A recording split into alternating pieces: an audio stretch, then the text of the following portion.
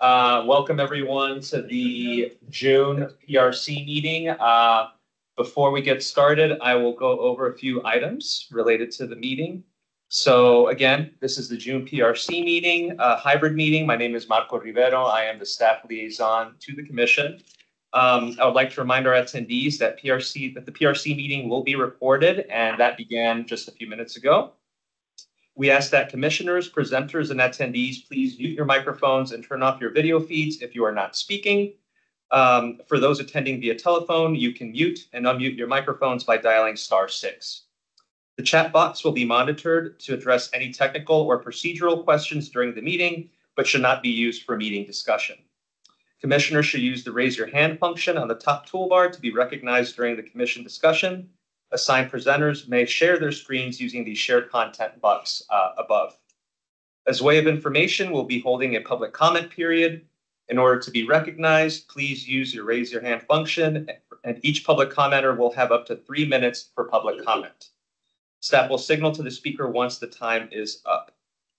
And during the public comment period and during the agenda items that are being discussed, the chair will recognize virtual participation first by commission members that are joining in, and then in-person attendees will be able to comment.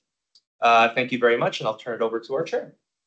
Thank you, everybody, for coming. I convened the meeting, and I'd like to welcome Nia Bagley, who is the liaison from the Sports Commission, right, Nia? The Planning Commission. The Planning Commission, okay. Do we have a representative from the Sports Commission?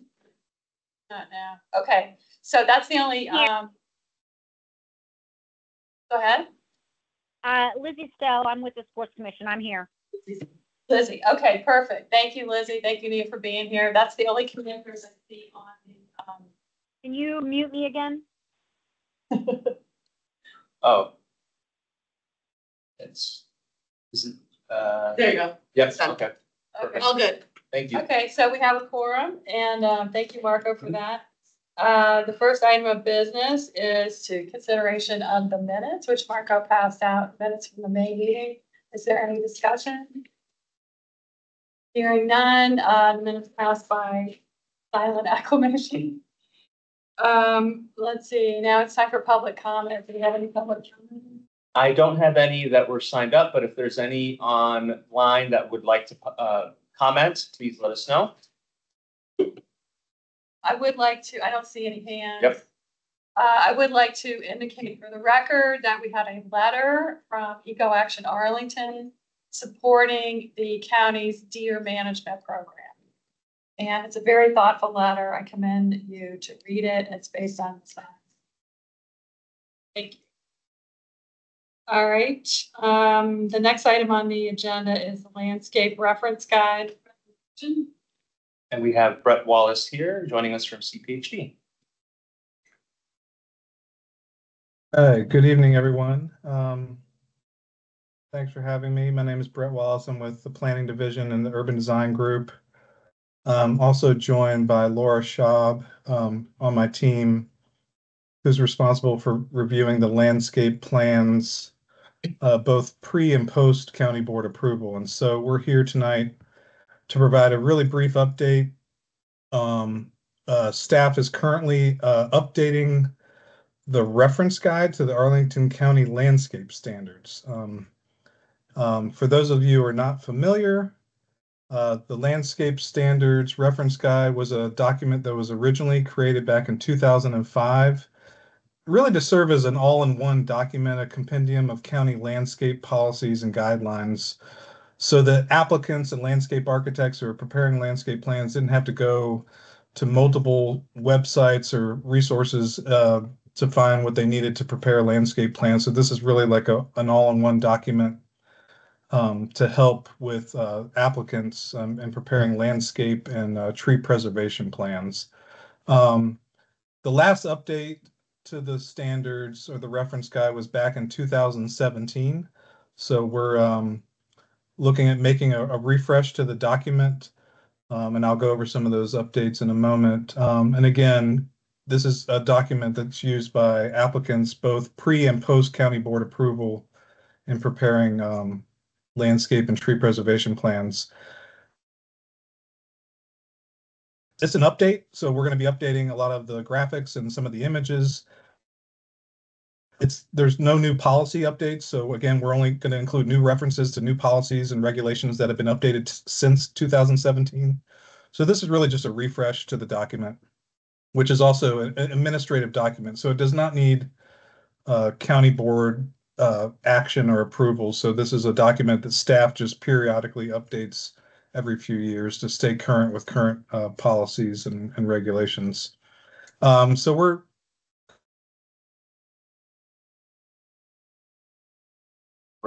before the end of this summer, so sometime in July. Excuse me. Brett, you were frozen for a little bit there. Oh, my apologies. Where did I freeze? You were just talking about the update from the last time, and then you started off with the new sentence, but I'm not sure exactly what that was in reference to. I think you had started going into the schedule, Brett. Okay. Okay. So yeah, this is an update that staff is preparing, again, something that we do every few years, and we're targeting a completion by the end of this summer. So sometime in the July, August timeframe. And again, this is an administrative document that staff is updating, does not need any kind of planning commission or county board action. So in terms of the update, the image that you see on the right-hand side of the screen is just a snapshot of the table of contents. So you see section 1, we have information and guidelines on the plan submission and review process. For example, back in 2017, we were accepting landscape plans, paper or hard copy. Now everything is done through Permit Arlington, so everything's done online. So we'll be updating that process. Section 2 is the zoning regulations. We are not currently proposing any updates to the zoning regulations for landscape plans, but we did want to include it here as a reference. So you didn't have to go into the zoning ordinance and try and dig through that document to find the requirements for landscape plans. Updates to related plans and ordinances. So for example, updates to and references to sector plans that have recently been adopted, such as the update to the Clarendon sector plan, the Pentagon City sector plan, the Langston Boulevard plan. So again, including updates to those sector plans, but also references back to the public spaces master plan and the forest and natural resources plan, also that have been recently adopted over the past couple of years. We are including a new section, section 5, on best practices. So we want to include references and guidance for biophilic design, including the resolution adopted by the county board for biophilic design, and some policies and guidelines related to biophilic principles. Native plant list, we are looking at including references and links to native plant lists for landscape architects preparing plans and planting plans. We are also including some new guidance on green walls and green roofs, including also raised planters and planting on structure or planting on rooftops. So just things that we've seen throughout the years, questions and that we've heard from applicants on what is needed in preparing drawings or details for some of these items. And then we're also including several helpful resources or web links to other, not only just county websites, but other regional websites with regard to native plants or biophilic design, for example. And then again, going through the entire document, we're updating graphics and some of the images. We'll be updating some of the checklist for landscape plan preparation for both for by right, site plan, use permit, and form-based code projects. And then lastly, we'll be updating the website, which will be an interactive website, which will pretty much mirror whatever's in this PDF document will be mirrored on the website, so that folks who don't want to download the document can click through the website and get to whatever section they need to, or whatever's relevant to their project, rather than having to flip through like a 30 or 40 page PDF document. So looking at that website update. So I think that pretty much sums it up. I knew it was going to be brief and appreciate the time here this evening. And I just want to provide my contact information here. If you have any follow-up questions that we may not be able to get to tonight, feel free to reach out to myself, and I'll be happy to get back in touch with you to answer any questions. But that concludes my presentation, Marco, and happy to answer any questions that folks may have. Thanks. Thank you, Brett. Great, thank you, Brett. This is Jill. I have a question. On the new section about best practices, especially with respect to green walls and roofs, are you including anything about maintenance? We had a presentation last year where the staff was talking about the importance of including a maintenance plan. So it's not enough just to have the planters on the side. You have to have some watering mechanism and things like that. Yeah, definitely. Yeah, that's something that we see a lot with some of the renderings that we see from applicants where they just show a green wall, but it looks nice in a rendering, but like it really comes down to the maintenance and how it's installed correctly, and a real commitment from the applicant and the developer to maintain those with proper irrigation systems. And so we'll be including some guidance and notes on that. Okay, that's good to know. Thank you. And then is there any plan to, so you're saying, so the Forestry and Natural Resources Plan was just adopted at the end of last year. Presumably, as it's implemented, there may be some things that impact, the site plans. What is the process for reflecting those in this document? Would it just be another 5-year update type thing? I guess. Well, yeah, I mean, we haven't really set a time frame on when the document is updated. It just seemed that now was a good time. Being, I think 5 years sounds like a good time frame, but given that we had some, the PSMP and the FNRP and some of the sector plans that have been adopted recently, and including some of the biophilic design principles, certainly were not things that we were talking about 5 years ago. So we thought it was a good time to do an update now. I can't say when we would do another update at this time, but we want to keep it fresh and as a living document that we can, periodically update to stay current with whatever's current policy. And it might be a good idea when you mention the FNRP to indicate to people that it's undergoing implementation right now, if you will, or will be for the next few years, and that they should double check, what the latest guidance might be from the FNRP. Anyway, that's all I have. Does anybody else have anything? I mean, to me, it sounds like the impetus for the revision was the adoption of the FNRP, which I think is a good signal. But maybe just for the sake of discussion, we should think about that. This needs to be updated whenever we make big sweeping changes in our approach to informing the county through things like the FNRP. So next time something like that happens, we should include that we want this change too. Yeah, good point. Yeah. And I think kind of related to that, Brett, besides, and I would love for everyone's opinions too on it, but what would you like us to do as an outcome from this? Like, is this socialization to help us in some sort of way to help us in SPRC meetings, for example? Or is there an action you'd like us to take in terms of advocating for it to the board in any way? You said that it doesn't need board approval, but what do we do next?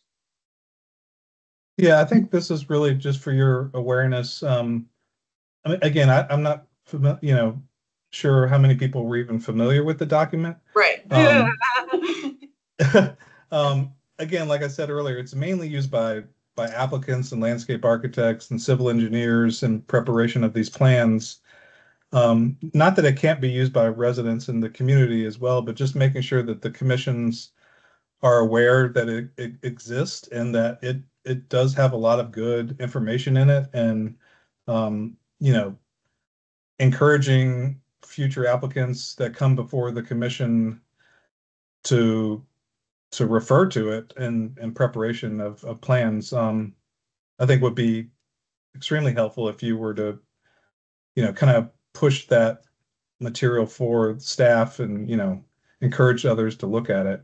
But also, yeah, just being supportive. But at this time, we're not seeking any type of letter or recommendation, as it's just an administrative document. We're really looking to just do a refresh and update. It's not anything that hasn't been already adopted or current policy. So. Great. Okay. Thank you so much. Any other comments or? I just have one comment, and that is that it sounds like to me that there's no real action for the county here from us, but the more action for us is if we're going to have, say, a checklist for attending these meetings about these projects. This would be useful to refer to. There are landscape and tree conservation plan checklists within this document. This would be useful for us to be familiar with in preparation for those meetings.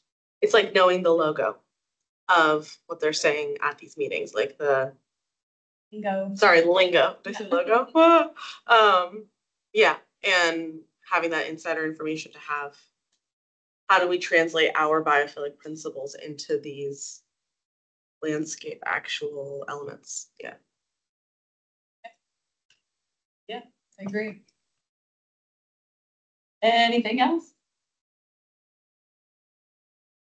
Well, thank you so much for coming, Brett. We really appreciate knowing about this and all the updating work that's gone into it.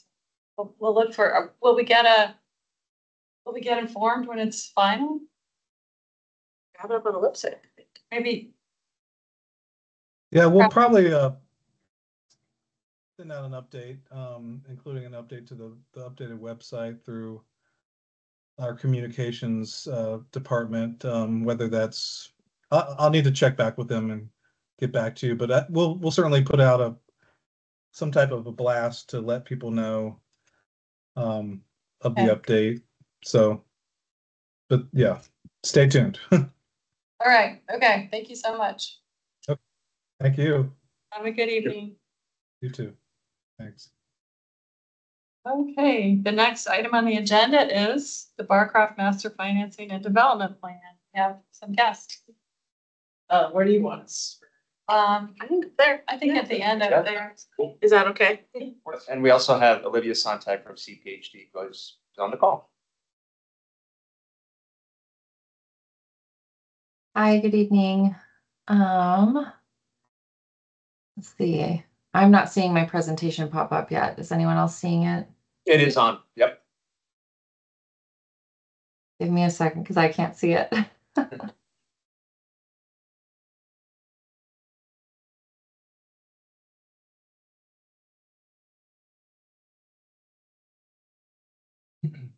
I'll try one more time, but if not, maybe Matt, you might be able to give it a try.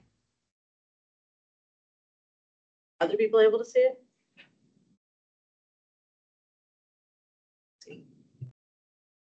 Oh, there we go. We can see it. Yep. Sorry. For some reason, it was showing up blank on my screen. All right, it's still loading for me. Hang on.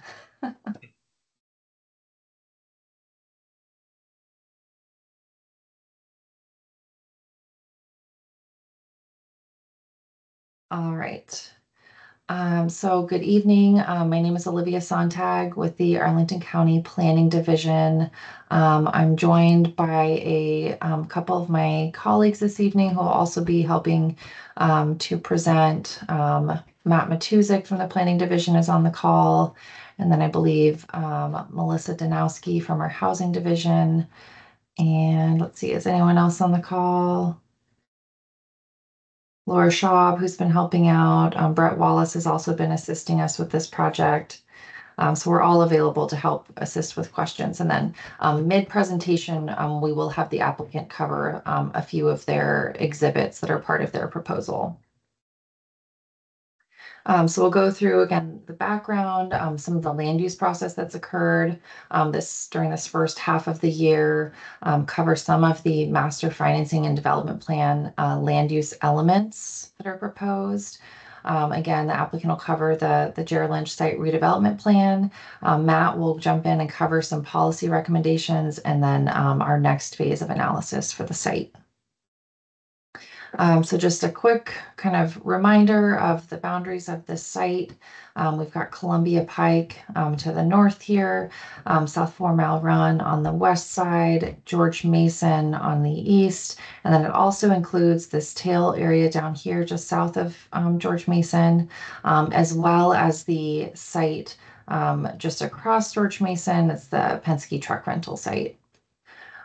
So the site's approximately 60 acres. It was built in 8 different sections, 2 different phases between 1940 and 1950. There's a total of 1,335 units on site, mostly 1 and 2 bedrooms at this time.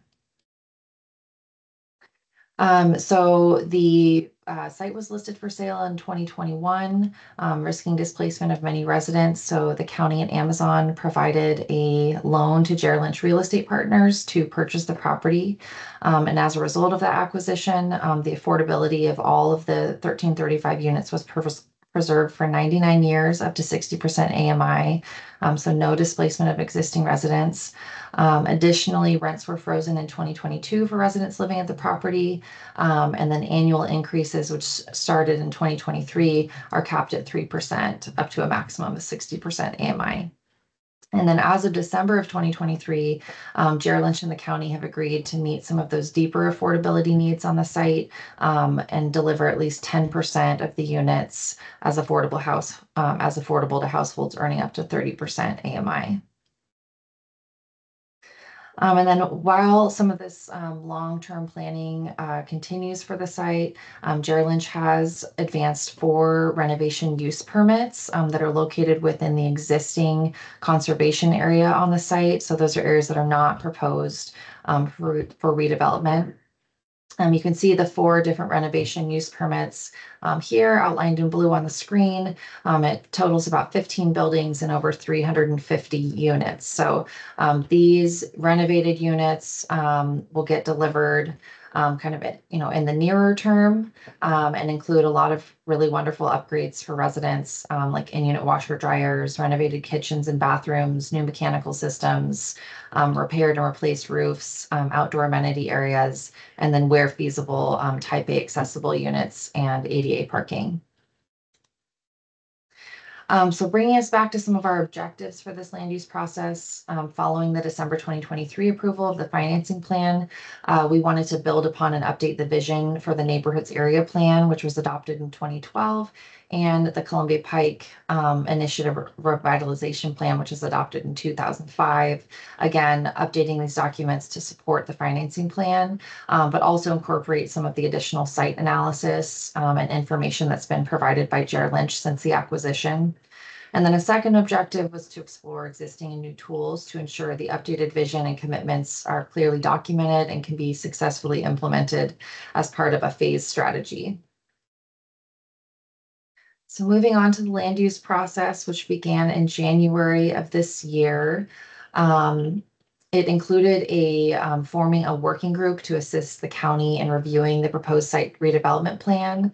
The purpose was also to just ensure that key stakeholders were involved in the process and to start to identify and resolve any community and resident concerns. And also for these working group members to act as liaisons to keep their respective neighborhoods or organizations or commissions informed of some of these ongoing discussions.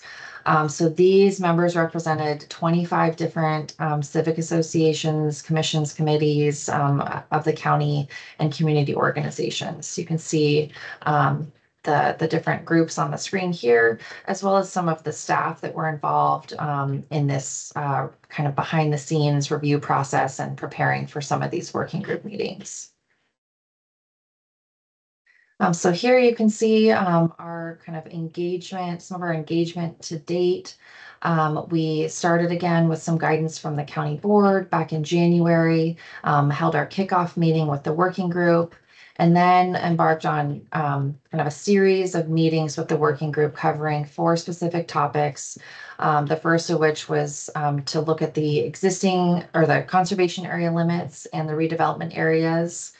And then we moved on to looking at the transportation network and parking, then public open space and natural areas, and finally urban design and transitions between the conservation and redevelopment areas.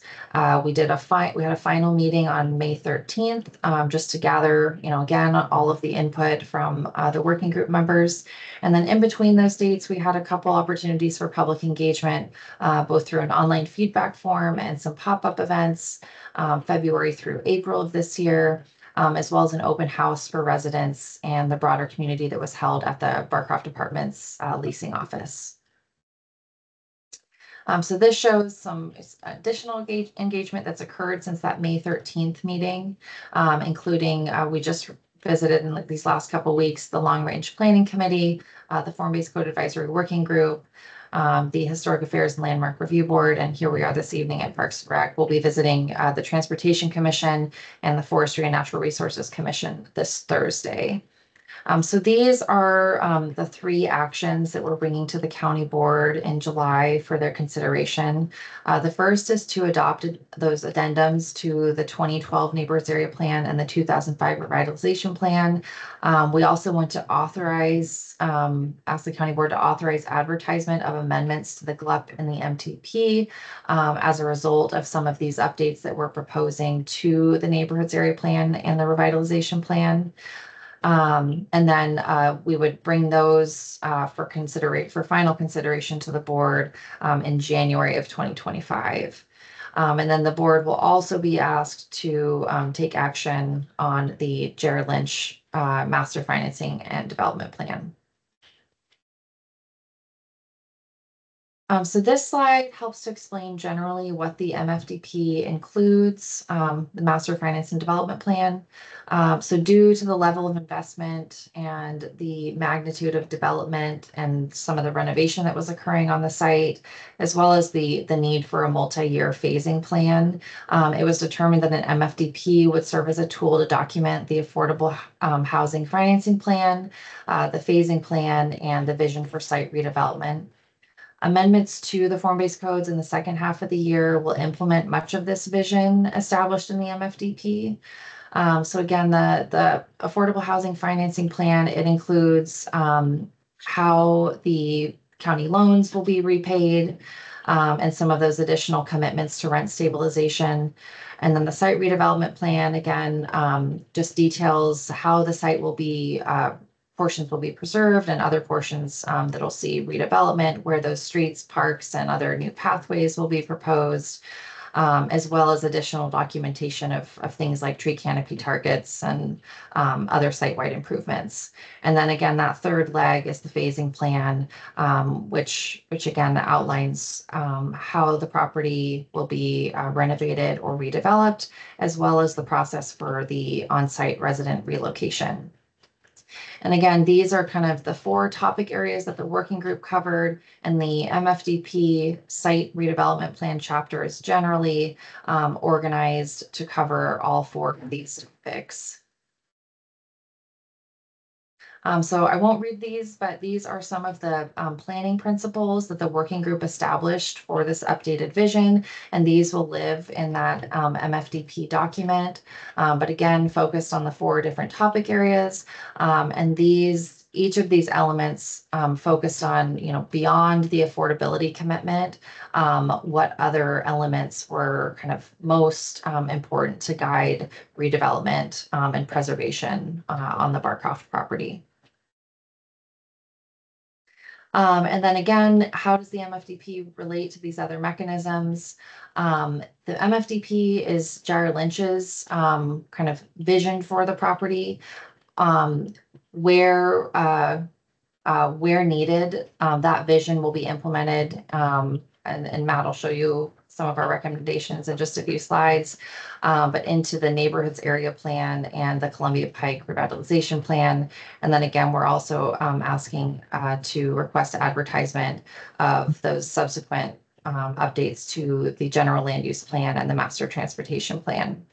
And in the background, we've again been processing those 4 renovation use permits so that those renovations can start to be realized in the near term. And then coming up soon, we'll also start to see some development use permits for the site. So specific to open space, public spaces, and some of the overall sustainability strategies for the site, the next couple slides will describe some of the considerations and the commitments being made by Jared Lynch. So the first of which are some of the tree canopy targets for different portions of the site. We'll be tracking and trying to balance some of these through each phase so that collectively the site will meet some of these targets. So for new development areas, we're looking for a 25% tree canopy. For the programmed mini parks, 40%. Historic preservation areas, 50%, and we are already able to start monitoring those as those renovation use permits have been coming through. And then in the preserved natural areas, we're looking for a minimum of 80% tree canopy. And then we also looked, we heard from residents in the community about wanting opportunities for children's playgrounds. So we identified 3 different opportunities on or around the Barcroft Apartments site for these playgrounds to be realized. The first is at Doctors Run Park. We have previously identified funding for the design and construction of a new playground, including the volleyball court, picnic shelter, site furnishings, landscape, and stormwater management. So these will ensure that all of these features meet the modern codes and accessibility requirements. And we do expect some of this design work to begin in the fall of 2024. And this will include some community engagement for this process. And then we're also looking for opportunities site by site within the preserved areas of the property where the renovation use permits are coming through. So Jared Lynch is strategically considering, which private courtyards may be able to accommodate different amenities, which could include playgrounds. So as we continue to review these renovation use permits, we'll be looking for opportunities in these locations for those playground areas or other seating areas. And then the third will just be looking at some of the opportunities in the public park areas identified within some of the redevelopment areas. So another element that we've been working on with the Jared Lynch team is identifying a biophilic pedestrian network, both for north-south connections, but also some new east-west connections. So these areas are looking to be enhanced with street trees, additional lower level plantings, enhanced pathways, lighting, seating areas along the way, and just kind of areas for contemplation. And then we'd look for this to be connected to the Doctors Run Park. And then we have our overall sustainability strategy. Again, a lot of text on here, but I'll just kind of highlight a few things. One is just an increase in the public mini parks from 2 up to 3 as compared to the existing vision for the site. So this has been increased from about 1 acre to 1.3 acres. We also are realizing over 2 acres of existing natural areas that will be preserved.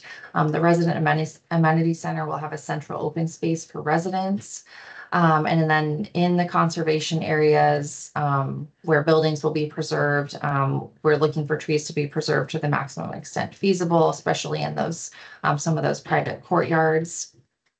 And then, as I explained in the previous slide, we do have tree canopy targets for the site, some of those biophilic pedestrian paths that will be incorporated. And then we do have green building requirements for both the preserved units, but also for any of the new construction. And those updates to the form-based code were adopted just as of February of this year. So those will apply to both areas. And then finally, just simply by preserving and reinvesting in those existing buildings, that in itself reduces the carbon footprint for the site. So these next two slides will just explain briefly what this post-approval park planning effort will look like. The MFDP and this land use analysis process that we've been going through right now only identifies where these parks should go, but doesn't identify where they should be designed. So it's just the general location and general size. So at the beginning of the MFDP process, the applicant did engage with the community and with residents to identify what they'd like to see in future redevelopment. So they have been considering that feedback in their placement and design considerations for these parks. We will have another chance to look at these parks through the use permit approval process. And then we'll additionally have staff review all of the designs for those parks that are presented or proposed by Jared Lynch will be reviewed by staff to make sure that they meet the goals of the PSMP and the FNRP. And then again, this just kind of gives you an idea of the various stages of design and engagement that we'll see for the site. We're here on this first slide where we're deciding, you know, how big is it and where does it belong on the site. And then the second phase will include the form-based code amendments, and that's when we'll determine whether or not these make more sense to be designated as urban plazas or as mini parks. And then the third will be just, you know, what exactly will these designs include? So we'll be working with the applicant to determine what the design and character and the balance of amenities and uses for those parks should be. So I will go ahead and pass it off to Lauren Riley for the next couple slides. Thank you, Olivia. Good evening, everyone. I'm Lauren Riley with Walsh Colucci. We represent Jared Lynch Real Estate Partners. And joining me tonight, we have Jeff Krebs with FICA, landscape architect. And then joining us online with Jared Lynch is David Hildy as well. So we're all available for questions also if you have any after the presentation. And I think Ms. Sontag gave a good overview of kind of where we started with the historic acquisition of Barcroft, what we've been up to over the past year or so as we got those renovation use permits approved.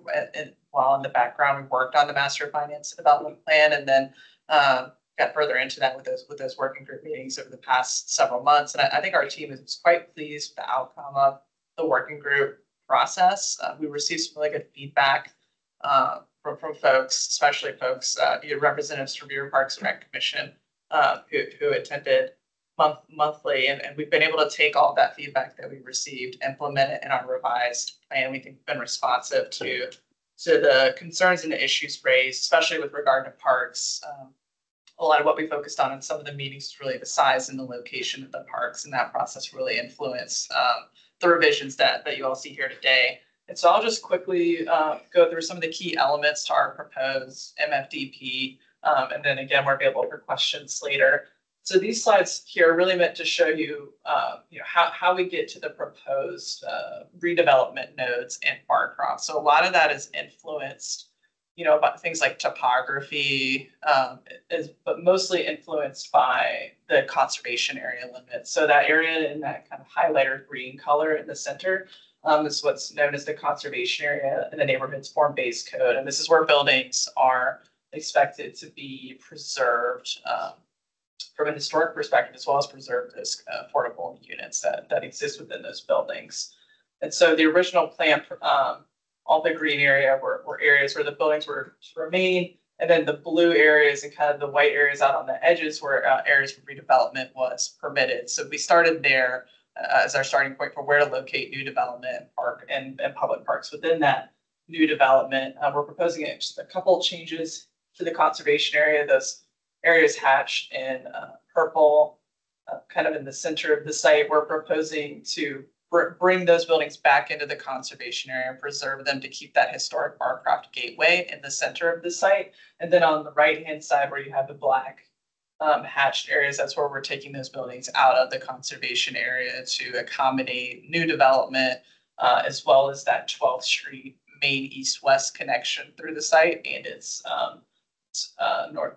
South Taylor Street connection up to Columbia Pike there. And so then on the right-hand side, you can see how that results in where the new development will be located. We have these kind of two main nodes of new development, the east node at Columbia Pike and South George Mason Drive, and then the west node at Columbia Pike and South 4 Mile Run Drive. So that's implemented our design and our planning approach to this site is how we stitch together these new development nodes with the existing historic Barcroft and kind of where we locate some of these public amenities. Next slide. And then here is an overview of kind of where we're locating the parks, their size, as well as the preserved natural areas and the biophilic paths that Ms. Sontag mentioned. And one of the things we talked about quite a bit in the working group meetings was where the parks were located. And so you recall, we originally had them, kind of a smaller park located at the corner of Columbia Pike and George Mason, and then a larger one located at 4 Mile Run Drive. And the feedback that we heard was to bring those closer into the site so that residents of Barcroft, both old and new, can enjoy those parks and they feel like they're more a part of Barcroft. So that's what we did. And we also enlarged the public open space as well. The form-based code right now calls for 1 acre and two parks. We're proposing 3 parks with a total of 1.3 acres. The first one on the right-hand side is on the Pinsky site as you come off of Columbia Pike onto South George Mason Drive. And then when you kind of hang a right on the new 12th Street, you'll go through the middle. There's about a half-acre park there. And then kind of anchoring the end of that west node development is another approximately half-acre park on the west side. And then we're also increasing the amount of preserved natural areas beyond what's currently anticipated in the plan. We've been able to identify a couple new areas where we can introduce plantings and trees.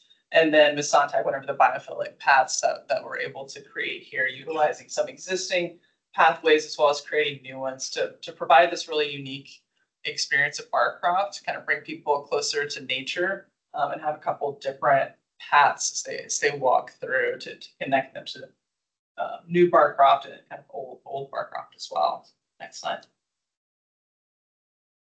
Then here, this is meant to show the transition between the proposed new development and the existing buildings to remain, again, as we've concentrated new construction on the edges of Barcroft, we've done the same with regard to height. The greatest height is concentrated on the edges of this site to take advantage of topography where it kind of drops off on either side, as well as to be appropriate in the context of its neighbors. So we're locating. So we're kind of keeping similar heights within the context of what's around us and then stepping down as you come into the center of the historic area to remain. Next slide.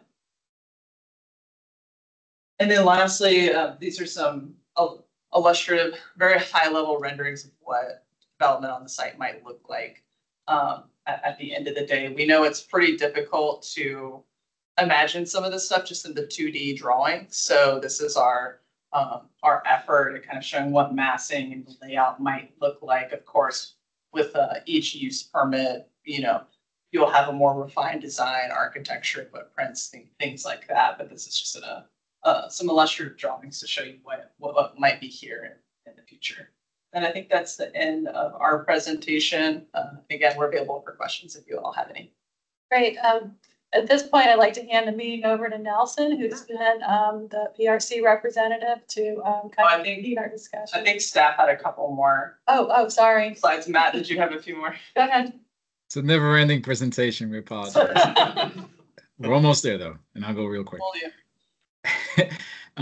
So I think we spend a lot of time on process, which is critical, and you now have the benefit of, I think, understanding where the updated vision for Barcroft is going, and we seem to have support from a lot of various stakeholders as we kind of reconcile the different priorities in this one large property.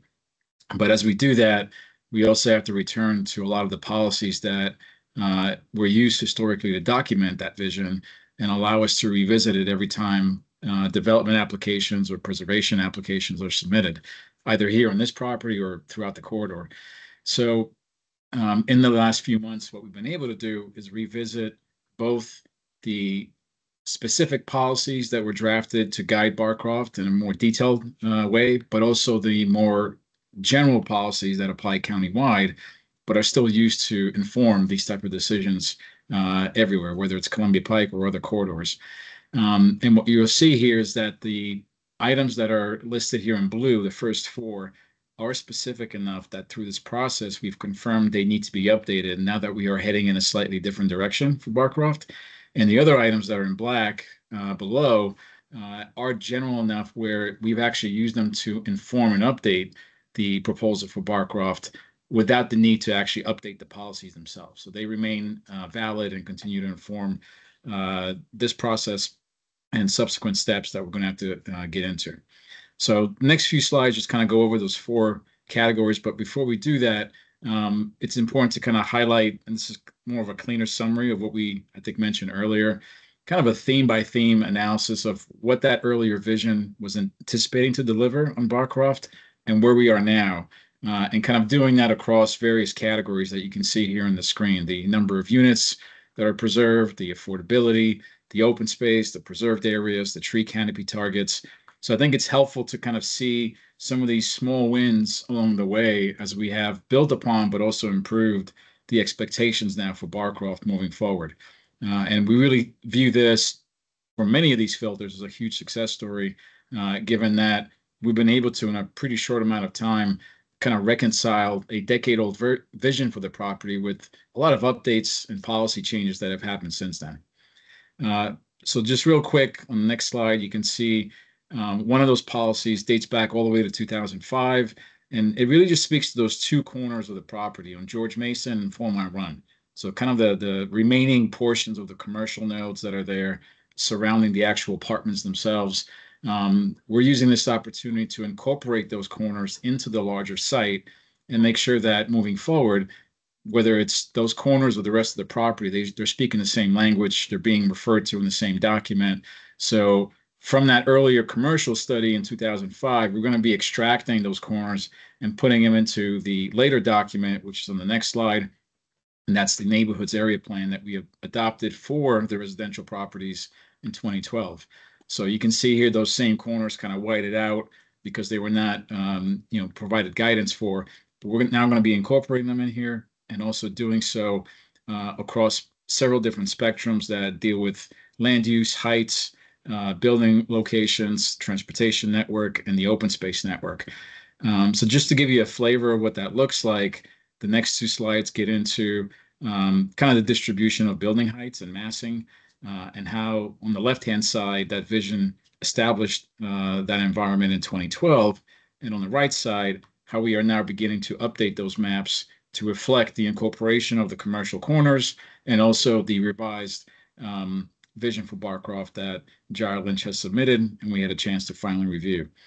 And then similarly with open space, you can see on the left here the previous vision for where redevelopment would occur, but also where future parks will be delivered and natural areas be preserved.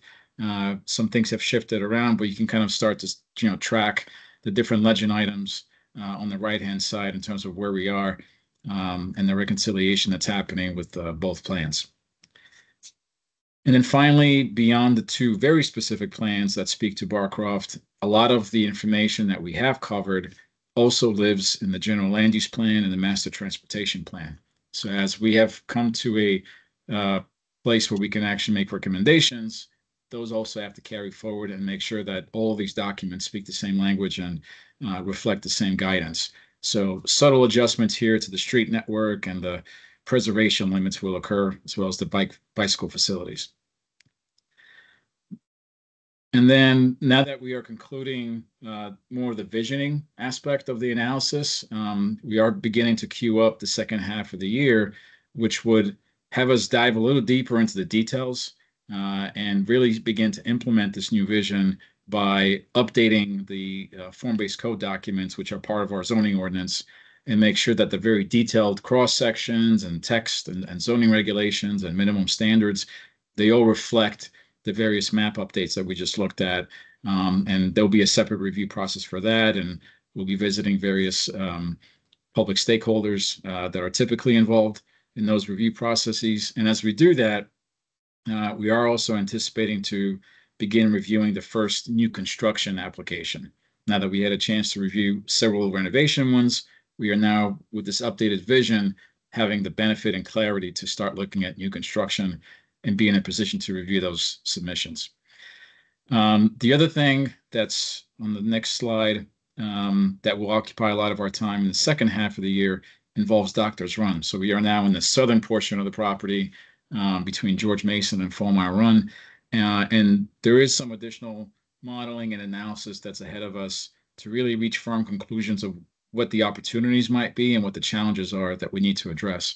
So as that happens throughout the rest of the year, we are planning to revisit the MFDP and potentially, the guidance that we are establishing now to verify if any further clarity needs to be established once that modeling comes back, and we have a better sense of resiliency in terms of flooding and biophilic nature on that stream. So we're just flagging that for folks as we monitor the additional steps that are still ahead of us. And there's our contact number, so we must be done. Thanks, everybody. Thank you. And I'll turn it over to Nelson, who's been diligently attending the meetings and reporting to us. Yeah. Thanks, everyone. I want to say thank you to the acting team and county staff team. I think this document really summarizes a lot of the stuff that the working group talked about over the last couple of months on a lot of these topics. I was pleasantly surprised when we got the document for that final meeting, and the feedback on like where the parks are going to go was very incorporated into that vision, and was one of the things that I commented on specifically. And so it was great to see a lot of that brought in. I'd love to hear everyone else's thoughts and questions on this. I guess one question I have on where we're at in this process, I think it was touched on well in the presentation, but the county board's going to see the updated master financing and development plan in about a month. And then the county policies and the form-based code will be updated later in the year. And so we could get super detailed and granular on every single one of the subcategories we've talked about in open spaces and try to get into the specifics, but sort of what's the right level and the way that these two things will interact as we move forward to the next phase and want to start talking about what does it look like within a new mini park, or what does a biophilic path really look like? Is now a good time to get that conversation started and provide granular detail, or will these stages come in the future and we'll have more detailed conversations on them? I think in the working group, we got into a ton of details, like what specific plan might go here. And that was, we heard a lot of times we may not know exactly what it looks like, or this is a very visionary phase in the process. And so if people have ideas, we can get into probably a ton of these details here today too, or in the discussion, but we'd just love to hear the thoughts on what level we're operating at this point in some of the feedback and commentary. Yeah, I think Olivia summarized it well earlier in her portion of the presentation about where we are and what the review will look like for the public spaces going forward. This MFDP establishes the vision, Gyre Lynch's vision for Barcroft. So really we're talking about like locations and size of the public open spaces and the paths where they might go. And then later in the year, staff will be working on those actual changes to the form-based code and related policy documents to implement that vision, maybe peel back the layers a little bit, provide another level of detail. And then once that's done, you'll see use permits come forward for new construction under the code. And that's where you'll see the full design of the open spaces and the biophilic paths. So that, I don't know if Olivia or Matt, if you wanted to add anything else to that. That's kind of the process as we see it. Yeah, I think right now we're anticipating something we showed in the last slide, I believe, where a lot of this will need to come together in the winter timeframe. So working backwards from that, the advertisement of changes to the zoning ordinance are likely anticipated in the late fall. So we would imagine at some point, once we have some of those initial conversations, you'll probably start to hear back from us in terms of the progression of details. So I think right now we're simply, and this is true for the street network, just like it is for the open space network, are these generally in the right location, and are we generally okay with the sizes? And I think what's informing that is really, looking at the growth we're anticipating with Barcroft and where the current proposal is showing, and making sure the open space anticipation is kind of growing proportionally with that growth. So once we have those elements in place, we can be in a position to then look at what the form-based code usually identifies as one of two different characters, or kind of labels for those open spaces? Is it more of like a mini park located further away into the private property with public access? Or is it more Columbia Pike frontage or facing that maybe should be more of a plaza? So, identifying one of those two initial labels and some of the general characteristics that come with them, that would be something we would be doing in the fall. And then further down the road from there, once that's classified, we would just be awaiting development applications that are adjacent to those spaces. And at that point, we get into the more specific programming and what features and amenities should be involved. Can I ask a question, follow-up question on that? So does the Park and Rec Commission get an opportunity to comment on those at those two junctures, at the form-based code juncture and then at the use permit juncture? Or is that is that all in staff's hands at that stage? Historically, when we've brought forward zoning ordinance changes that involve parks, we do make it a habit to visit the respective commissions. So in the fall, I would imagine we'd be visiting this group, the Transportation Commission, because we're involving street cross sections, for example, and maybe a handful of others. So, we would obviously try to work with, Marco and other liaisons to distribute some of that information in advance so we can get maybe earlier feedback rather than waiting all the way up until the, public hearing schedule, which we know is late and makes things a little bit difficult if changes need to be addressed. Right. Yeah. I mean, that's really where I'm coming from is what I think what Nelson is too. Like, what level of detail should we be saying now versus holding it until. So. I think the shortest answer to your question is really: are the locations for the open spaces improved since we started the process, and are they generally in a good place where we can move into the classification of them? Okay. Thanks. I don't know about other people, but it would be helpful to go back to maybe a couple of those slides to, if we're going to respond to that now, to be able to see it. I mean, there were a lot of slides. You had to go through them in a pretty good clip, and some of us who are as not familiar with the site as, say, Nelson or you guys might appreciate that. Yeah, thank you. Are we going to go through a parks master planning process for those two parks at some point? Is that something we can? I think for this effort, it's going to be dictated as part of the use permit process, but we can discuss that further as this process develops. Yeah. Too soon. Yes, at this point. Yeah. Okay. I specifically do have a question. I'm looking to get a little bit more context and information about the proposed mini park that's going to be occupying the Penske site. I'm interested in like the design feature. Like, was this placement of that, based off of like solicitation from the community? And I guess like, is that 0.2 acres? 0.3. 0.3. Okay. I guess I'm just really interested in the what the vision is for the utility of that, because it's surrounded kind of like entirely by hardscape and by roads. So it's kind of what's going to be the purpose of that park, and how is there going to be encouragement of like using that park? Right. This might be something like Matt, when we're evaluating, it becomes more appropriate to be a plaza, given its proximity to Columbia Pike and George Mason Drive. I think the design intent, and Jeff and David can add a little bit more about its location, is that the building opposite is also going to be set back a little bit as well. And then we'll have this mini park. So you kind of have like this gateway kind of banked by those two areas as you come into the site, and it'll provide some open space, a little relief for the Penske site. Jeff or David, I don't know if you guys want to add anything to that. Yeah, I can add into it. Again, David Hildy with Gyra Lynch, VP of Development. What we're not seeing here is kind of the evolution of the plan that we went through with the working group. I think we heard from the community and residents, and just economic development wise, we wanted to bring at least one park that was kind of retail oriented, and we actually had that mostly on the west side of George Mason when we started. But I think we got a lot of good feedback that we wanted to still have some central green space. So that this move was, we brought that 0.45 acre park to a more central green for Barcroft residents, but we still wanted some open space adjacent to some of our best retail opportunities. So we were thinking like Penrose Square up the pike, which is, we heard a lot of positive feedback about, having some of those opportunities as part of this plan. So that was the kind of the vision for the 0.3 acre park, is that is more, we hope to have some retail there that can interact with it, whereas the other two are more Barcroft resident, central green, more focused on the residents in that sense.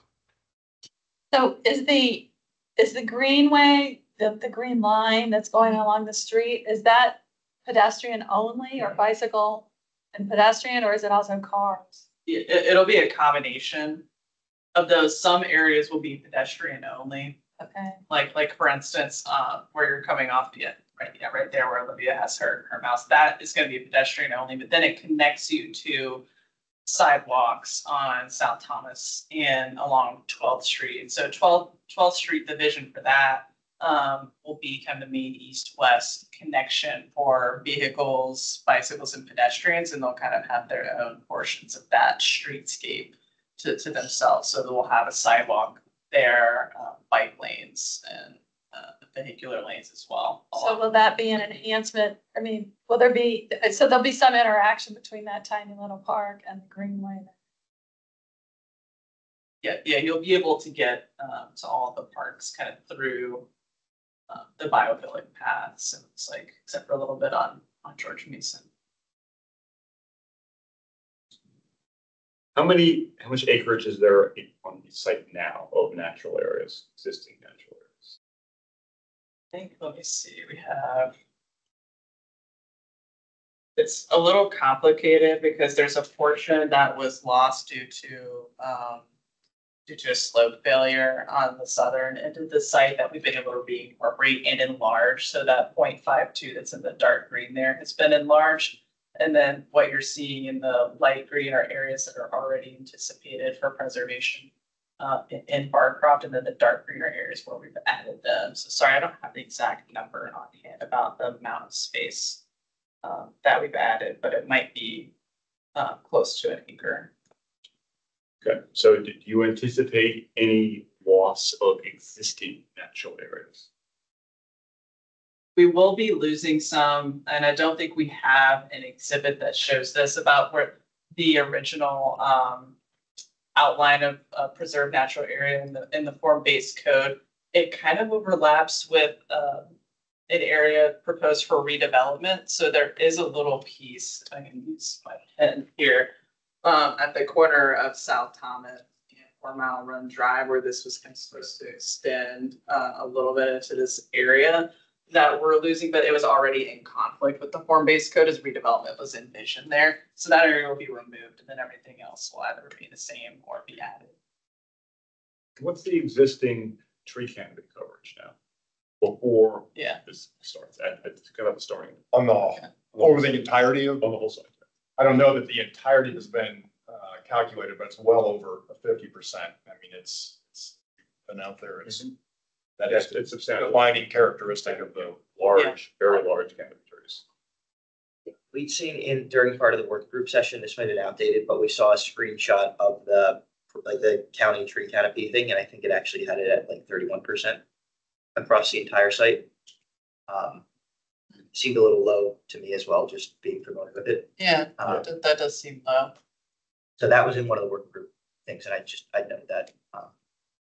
One thing that I'll also note is that this is not capturing that, but there's just a ton of these courtyards all across the property. And so while those will be lost in the new development, and hopefully there could be trees added there, potentially green roofs and things to make up for some of that lost green space for the preserved areas, the courtyards today are not the most landscaped and well kept. And so I know the plan also has a vision there, and that's not green and highlighted on this map that we're looking at, but those enhancements to the courtyards in addition of gathering spaces can be, while they won't be officially documented parks and mini parks, they'll be, in use an equivalent amenity to residents. So,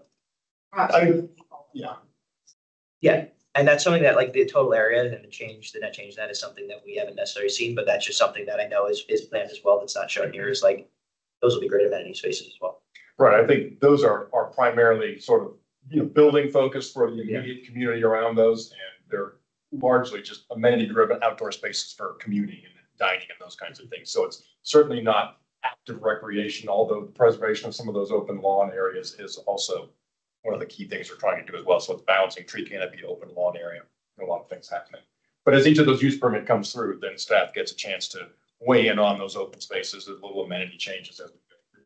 4 of them currently, as Olivia said, are currently under review. So I have a question about the tree canopy cover. If all these targets are met, so you have different targets for different areas, but what does it all calculate out to in terms of total tree?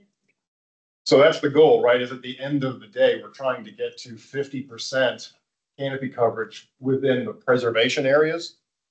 So as trees come down for a variety of reasons, they're dying, they're removed for Virginia housing requirements, which is a real thing, or they're removed as a direct result of a conflict with the development.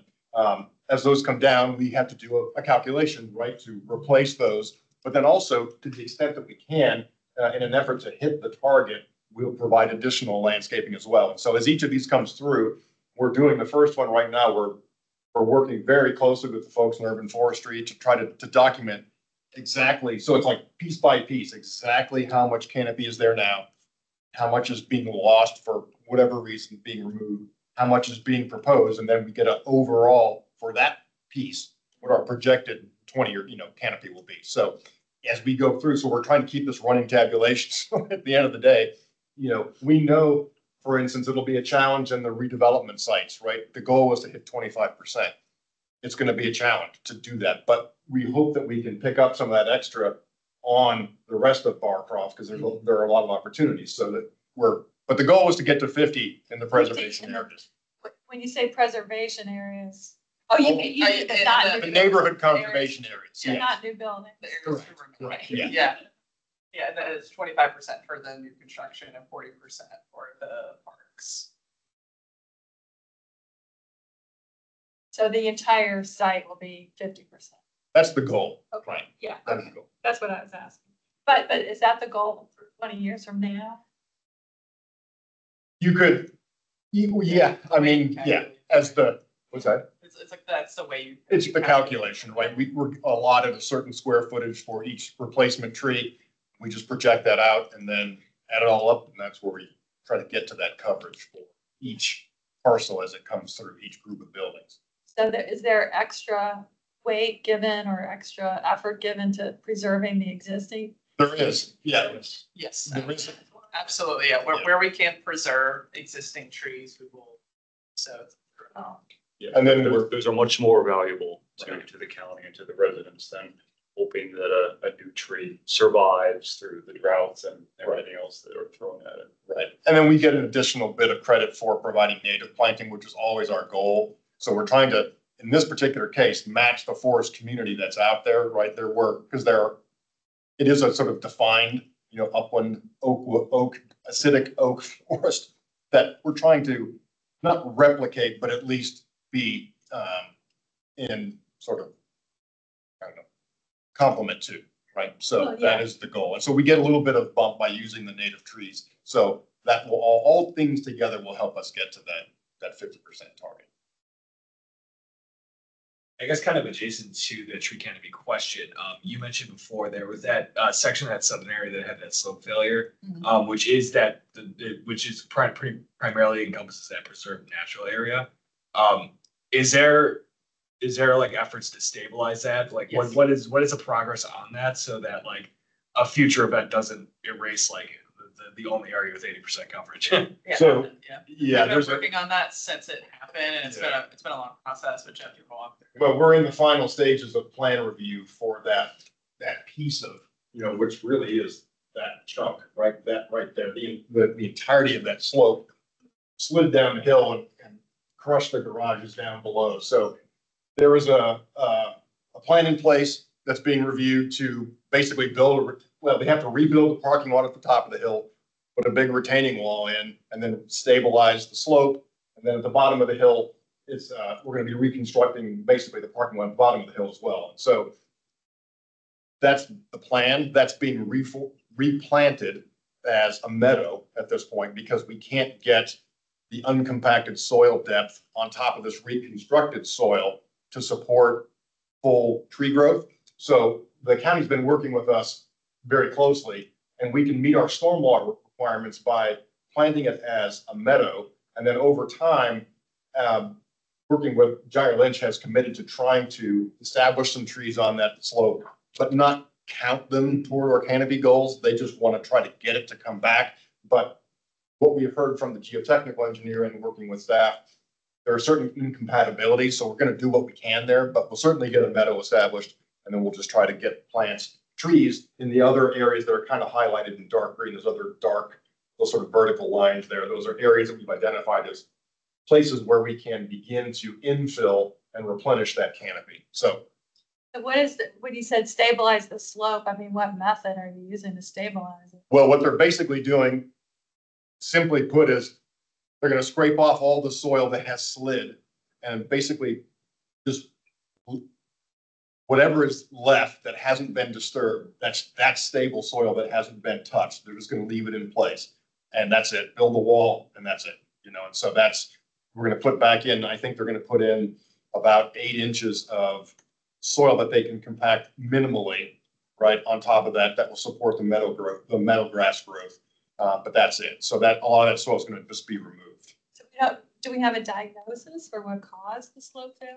We believe it was water infiltration under the parking lot above, and it got between the parking lot and then it just, the whole thing, it was I forget, there's a technical term for it, but the whole slope just slipped. Yeah, no, it happens in all the yards, and I mean, at least one yard in every neighborhood in Arlington. Right. So, and you're referring to stormwater. Stormwater, that's correct. Yes. Yeah, I mean, this is our future, is looking at this stuff.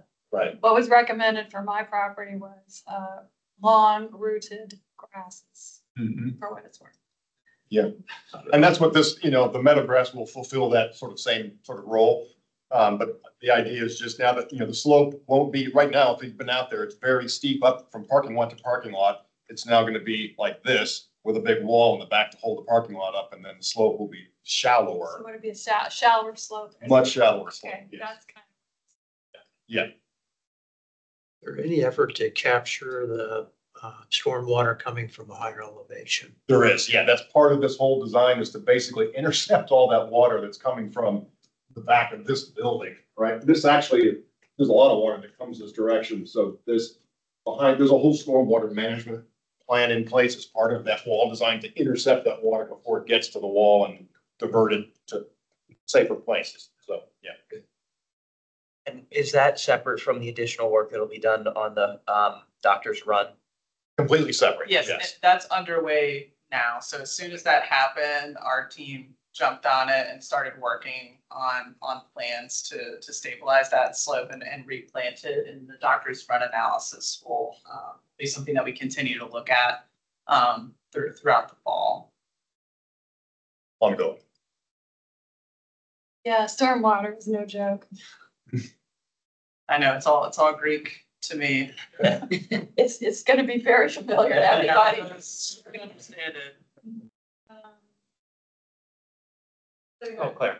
Would you be able to provide more information on what these green paths look like? Are they already pre-existing paths, or are you planting along streets? Like what would that look like? So I think in Olivia's presentation, there were a couple of character images, but the idea is, like, for instance, to reestablish a regular sort of street tree section and fill where there aren't street trees now, and put street trees in, establish, you know, wider sidewalks, but also in the areas where it's pedestrian only, the idea is to use the existing sidewalk network that is there and then enhance it through either planting, you know, detailed planting like the lower slide, and perhaps some marker lighting as shown in the upper slide, to begin to create a little bit of a richer environment at the ground plane. That's something that pedestrian would really notice.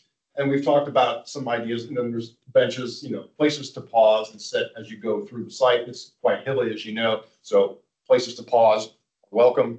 And we've also talked about some possibilities of some sort of, wayfinding is not the right word, but some sort of ground plane demarcation to help just guide people like the Yellow Brick Road, right? I mean, how to get from, but the idea is to be able to get from north to south, east to west through the site, but to have it feel as if it's designed of a piece, right? It feels like it's an intended thing. You know, when you get on this area, if you're on George Mason, you enter the community and you just sort of follow this and you know where you're going and it will take you somewhere. So there are ideas for interpretive signage and those kinds of things, but really, if you've been out, Barcroft recently, it is really just canopy trees and then grass, right? And so the idea is to introduce a lot more detail at the ground plane level, just with shrubs, flowers, native plants, obviously, just those kinds of things to help just enrich that pedestrian environment, and then put street trees in where we can.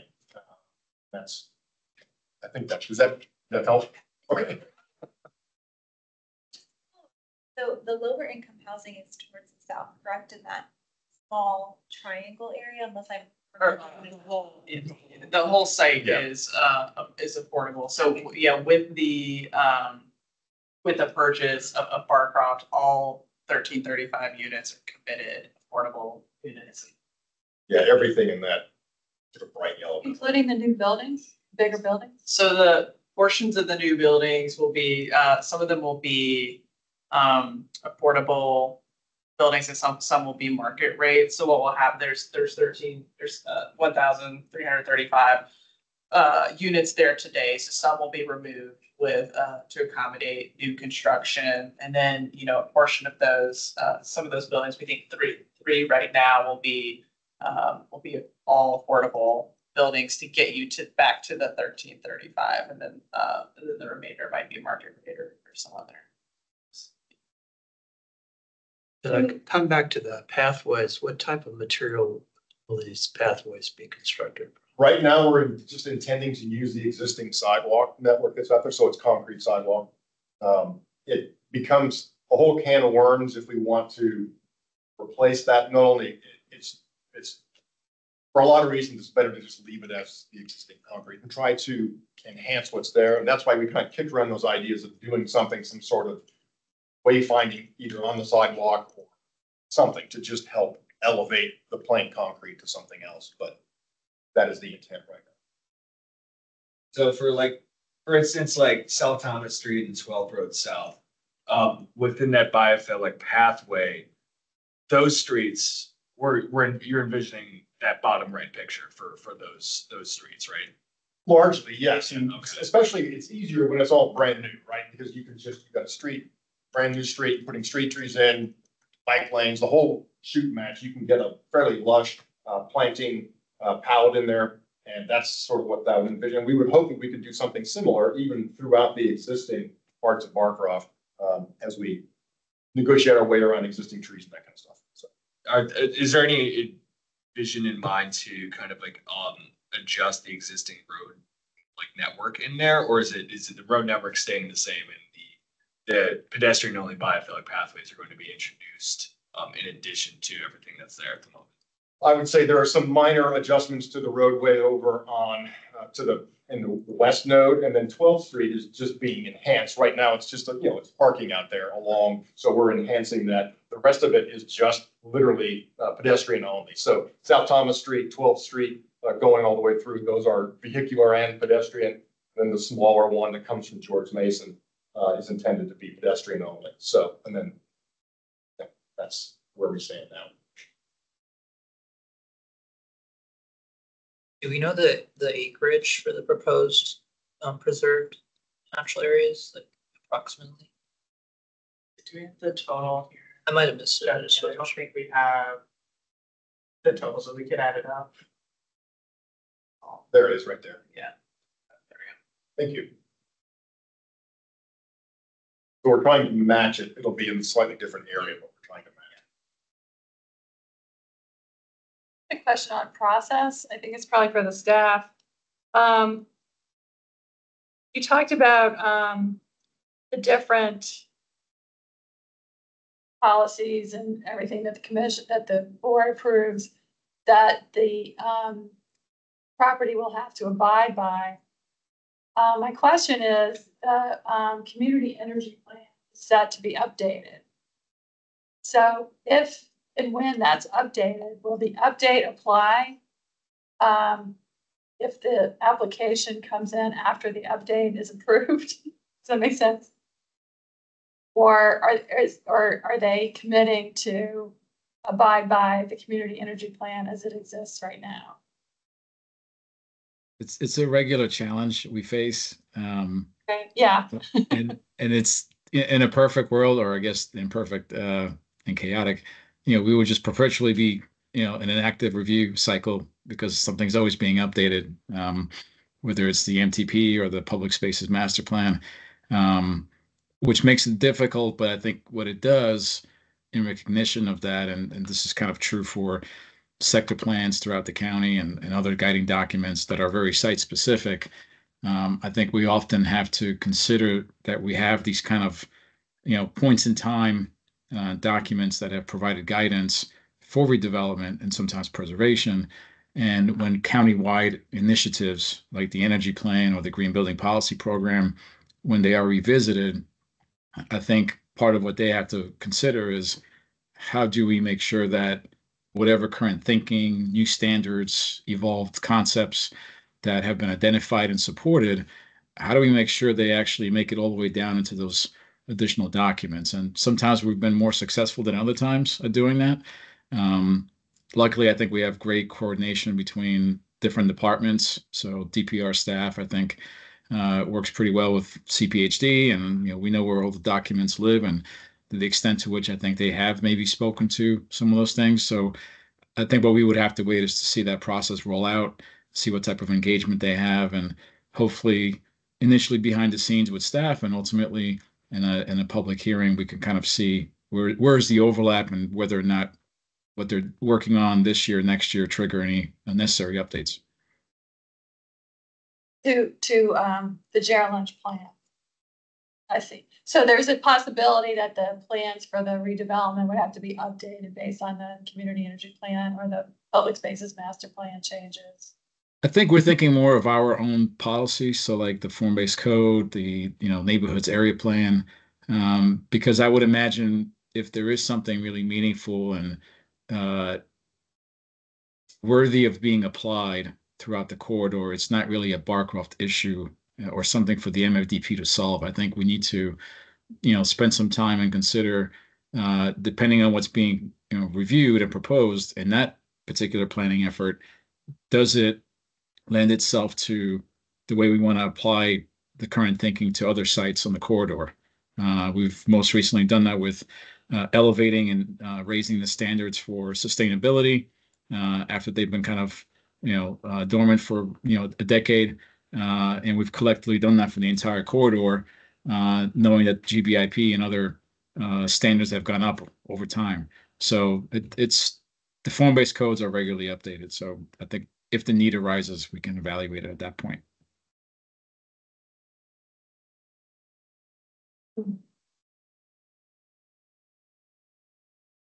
Okay.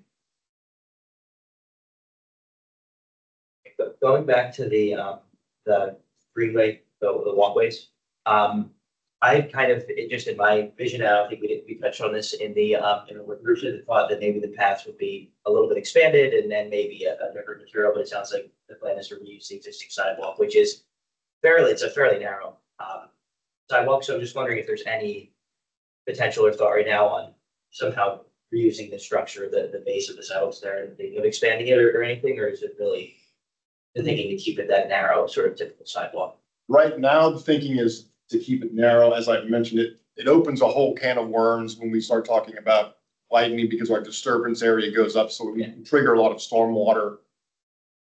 It's not that it's a problem, but it triggers a lot of requirements that sort of make the scope of work really begin to expand. So right now, to keep things sort of in check, we're hoping we're going to plan for what we've used as existing infrastructure. But should the opportunity become available, we're certainly open to expanding them. But I think for now, to sort of keep a little bit of a, I don't know, keep it, say it any differently than I tried. So I think it'll just be without really opening a whole can of worms from a stormwater perspective, I think we're just gonna plan to keep them the way they are now. Yeah, that makes sense.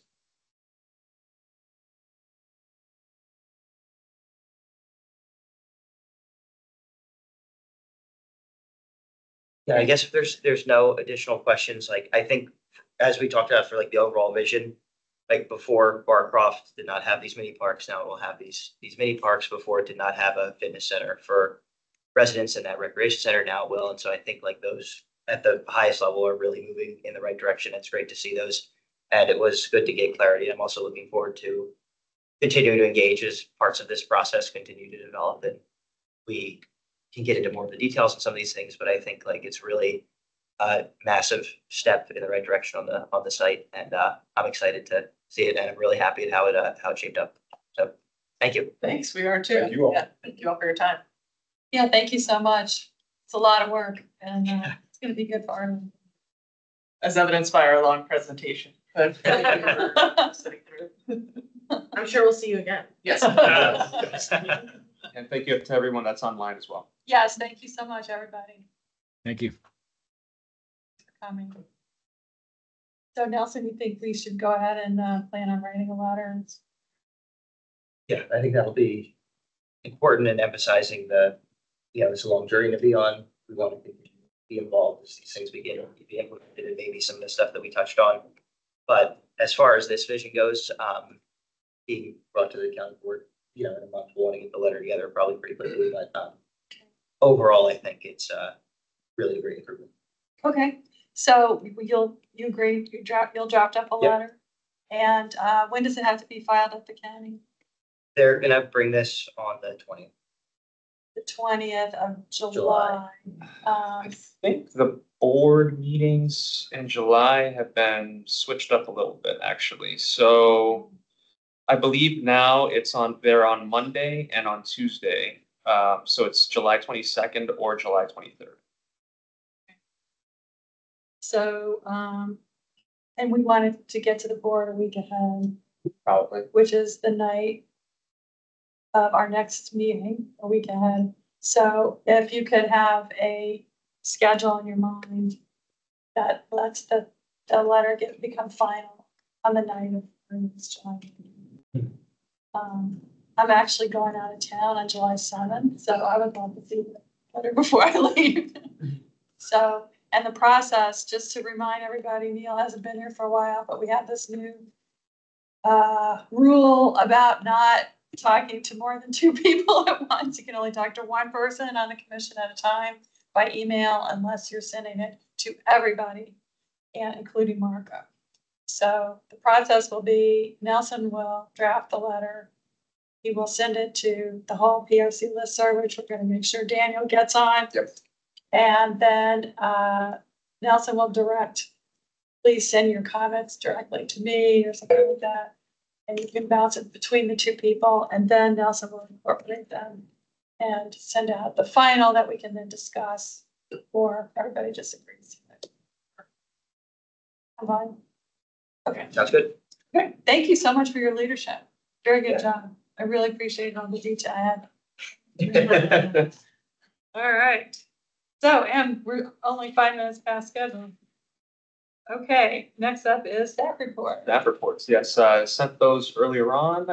The only thing I'll just update the commission is I did receive some potential nominees for the 2023 Bill Thomas Award. So we'll be reviewing those and then sending those out to potential committee members. So I know Nelson, Alex, you'll be part of that this year, and then we'll identify, I think, 2 more folks for that committee. I guess the goal would be to get that done by the end of July so that the committee has the summer to review the documents and provide for a potential nominee in the September PRC meeting. And then at the September PRC meeting, the commission will vote on that nominee, and then we'll have potentially the ceremony and reception for the winner in October. So that's what we're tracking right now. And this is for Daniel, this is the volunteer of the year. in the parks. It's like our major contribution and thing that we vote on as part of our commission. This is a gala situation. Sometimes We tried for gala. We got some snacks. But yeah, we get to honor a community volunteer, and in Arlington, the bar is so high, so it's actually usually honoring someone who has long overdue needed the accolade. Yeah. It's fun. It's fun. Yeah. And the new members are usually on the committee, so you're up next. Hello. New members. There and. Yeah. Good, okay, that's it for the staff report, That's it unless for me. anybody had any questions. Okay. Okay, commission member reports. Okay, we talked about Bill Thomas. Here's my notes. Crystal City and Pentagon. Okay, and Neil is doing forestry and natural resources. Thank you for being here. Yeah. I'll be there Thursday and hear this presentation The again. same presentation. Yeah. Tell them what we talked about. Okay, Gateway Park, we're gonna have a presentation on that next month. They're actually having the engagement thing tonight as we speak. And then Gulf Branch Stream Restoration. Are we gonna write a letter on that soon or like? There hasn't been another meeting, so there's nothing to write it. So there's nothing. No, so the meeting, to my knowledge, is gonna happen sometime in the first half of July. But to my knowledge, it hasn't been finalized yet, so we'll see what happens at the meeting. Well, we're supposed to get a presentation at the July meeting in the Parks and Rec Commission. Okay, well then. Okay. At this point, we've had no new information since we had the walkthrough Since we had last the year. walkthrough. That was that's why I was confused, that's why I contacted you again. And they're coming next month. They're coming next. Could we get an update, Marco, on what the reason they're coming next month is? Is it that it's going to the board? I don't know specifically, but I'll follow up. Okay, Good question. Yeah. Okay, and then we've also gotten clarification from Marco that we can have 2 representatives on the Gulf Branch Advisory Commission. And Gary is interested in being on that. So if that's. If others are really interested, I'm happy to step away. So I'm nominating Gary. Can we all vote on it? Anybody against that? No. Okay, Gary, you're on. Awesome. Okay, Natural Resources Joint Advisory Group. I just want to give a quick update that is still up in the air. Right now, it's been turned into an implementation of the Forestry and Natural Resources Plan, and it's only meeting 4 times a year. Alex went last time and had a good presentation about deer and the trails. So it won't meet again. What was that, May? It would meet again September. September, something like that. We've been working to try to get a situation where Natural Resources Joint Advisory Group has traditionally been Parks and Rec Commission, Forestry and Natural Resources Commission, and C2E2, which stands for Climate Change and Energy and Efficiency or something like that. So, Joan McIntyre is the former chair of C2E2, and she's now trying to pull together like a sustainability mass of commissions to kind of step into the interject space, but with a little bit broader scope. She tried that. We tried that this month with the support of Susan Cunningham, but there wasn't much attendance. So she's going to try again in September. But so that's the state of interject. Teetering around. And the importance here is that, so we have a implementation advisory committee for the PSMP, the Public Spaces Master Plan, which is now history. We did it 2 years ago at this point.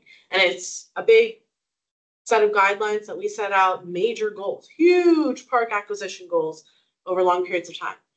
We all felt no brainer. We'll turn it into this advisory committee that meets once a quarter for years and years and years until we go on and do this big effort to redesign it again in whatever time frame that comes. But that was because we had Enerjack. Enerjack's purpose wasn't to execute the FNRP, in my opinion.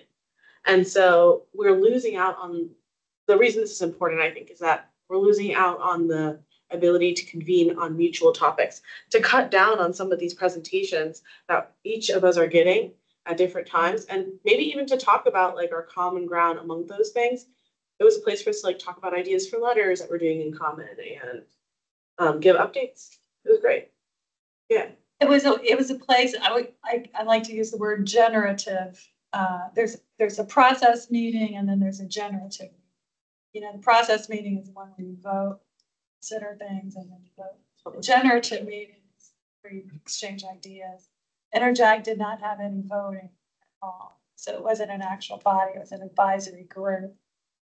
So that's what we're missing. And I think that's what Jen's trying to recapture but with a slightly broader sustainability. Who is driving this initiative to change Enerjack and something? It comes from, wait, I missed the last part because I started talking too soon. No, it's a public meeting. What are you gonna say? Something spicy? If there's a spicy answer, I'll tell you later. Okay? Go ahead with your answer. I have a spicier answer. Oh, I'll give the Public consumption and public answer.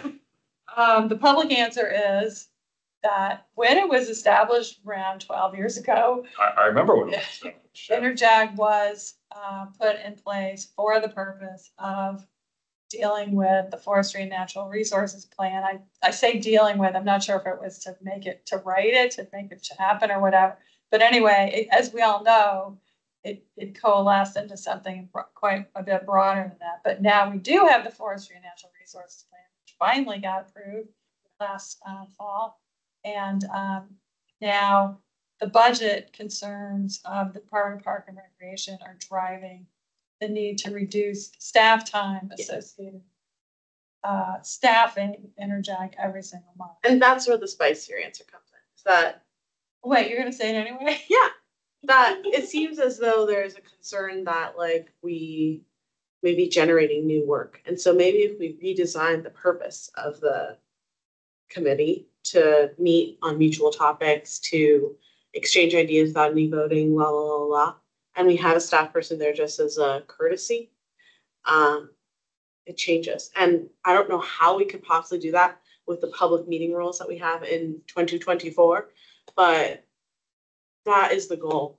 It also seems that I realize their concern is budgetary, but in my experience, I've been on a few of Enerjack's meetings over the years, is that staff, I mean, it's usually one or two consistent members from staff. They seem to want to be there. They enjoy it. Their contributions are highly valued. It's a very useful opportunity for them to speak to all the commissions at once.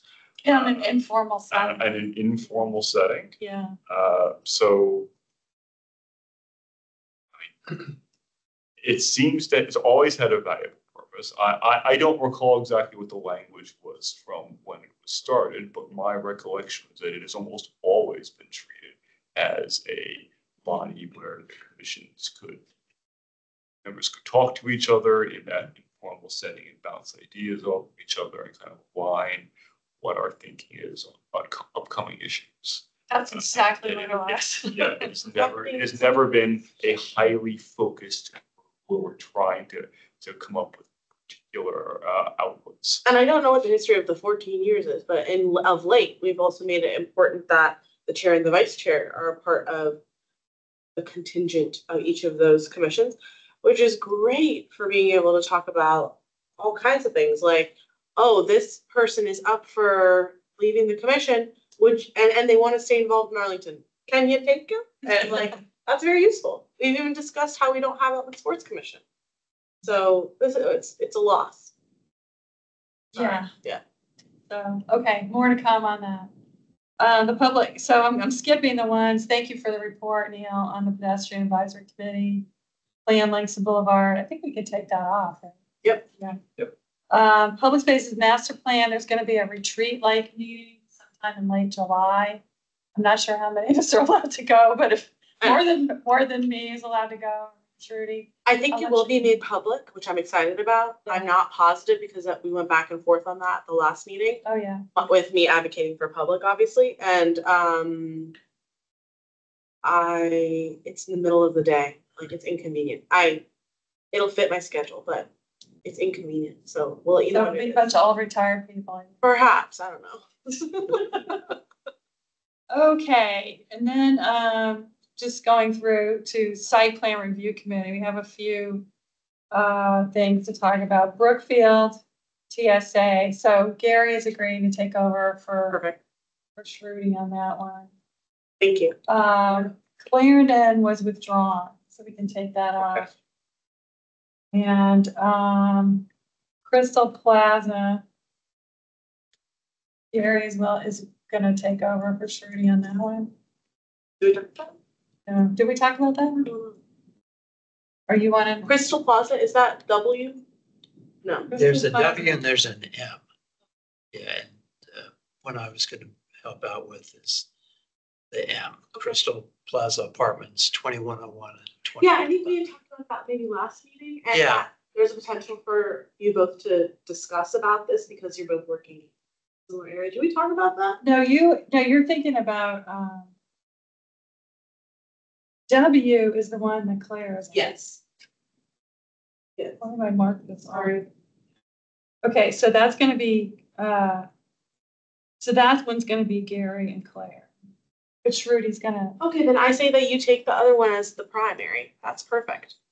M. Okay, so I'm not sure if I followed all. So it's fine. I think it's staying. You'll take M and Claire will stay W. Perfect. Does that sound good? Okay. All right. Confirm that with Marco later. All right. Yeah. Okay. Now everything else is pretty quiet. Vision 0. Thank you for the report, Neil. Is that them too? Should that be taken off? No, that's the external stakeholders group is always ongoing. Okay, cool. Yeah. Yeah. And welcome back. Thank you for being here. Okay. Now, letters to the county board, other business, unless anybody has more on the commissioner. Okay. So we already talked about the letter for Barcroft, and did we have to discuss that anymore?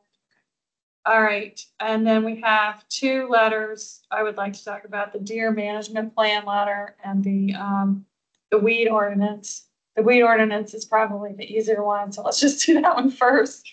Does anybody object to what I wrote? No. Okay, so I'll send that one in. And then, okay, so deer management, I think we probably are all of the same mind that we like the plan. The question in my mind is whether to send it in sooner or later. If we wait and send it in the night of the PRC meeting in July, that is 1 week before the board meeting.